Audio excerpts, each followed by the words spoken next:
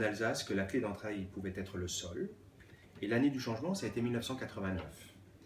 Et pendant 10 ans, je me suis consacré au sol, uniquement au sol, pour redonner vie au sol, pour refavoriser le contact entre la plante, le sol, la plante, le sol et le sous-sol.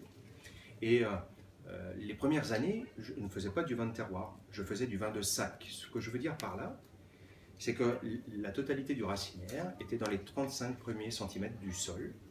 Et si j'achetais le même engrais que mon voisin, eh bien on devait faire un vin très proche, puisque la vigne ne faisait que se nourrir de substrats nutritifs que je répandais en surface dans le sol. Et la vigne était très sensible aux aléas climatiques, l'excès d'eau, l'excès de sécheresse.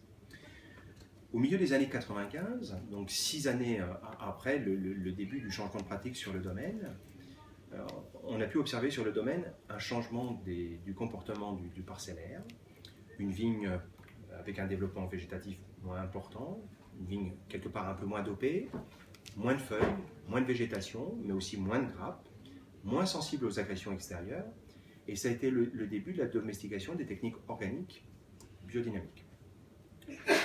Le premier cycle a été un cycle facile pour moi, puisque je voulais mettre en place ce cycle de changement concernant la vie du sol.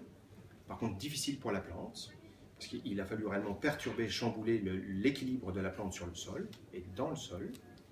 Par contre, le deuxième cycle a été un cycle facile pour la plante, mais difficile pour moi, parce qu'il a fallu, d'une part, que j'accepte le changement de niveau de risque, en changeant et en allant vers les techniques organiques et en abandonnant les molécules de la pétrochimie, mais aussi en apprenant qu'une décision, elle est obligatoirement liée aux autres. Aujourd'hui, dans le cadre d'une agriculture moderne, on a tendance à prendre des décisions qui sont temporellement et spatialement non liées aux autres. On ne fait plus assez d'agronomie, alors que dès qu'on veut travailler en biodynamie et aujourd'hui en aromathérapie sur le domaine, une décision que l'on va prendre aujourd'hui, elle est directement impactée par la décision qu'on a prise hier, mais elle va également avoir un impact sur le comportement de la vigne demain. Et de la même manière sur le vin. Mais aussi une décision que l'on va prendre, donc ça c'est l'impact temporel, mais d'une autre manière, il y a aussi un impact spatial dans la mesure où une décision que l'on va prendre sur le sol va avoir un impact sur la plante, et une décision qu'on prendra sur la plante aura un impact sur le sol. Parce qu'un végétal ne fait surtout pas que prendre dans le sol.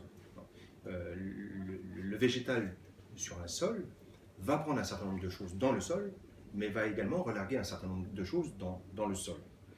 Si un jour vous avez le loisir de venir en Champagne et que vous ne faites plus le plaisir de venir visiter mon domaine, quasiment systématiquement, si les conditions météo le permettent, on va faire un tour dans les vignes. Et ça, on peut le toucher du doigt dans les vignes. On voit bien que le comportement du parcellaire n'est pas le même que celui des voisins. Et la façon de travailler et les sols et la plante influe directement l'expression même du sol et de la plante.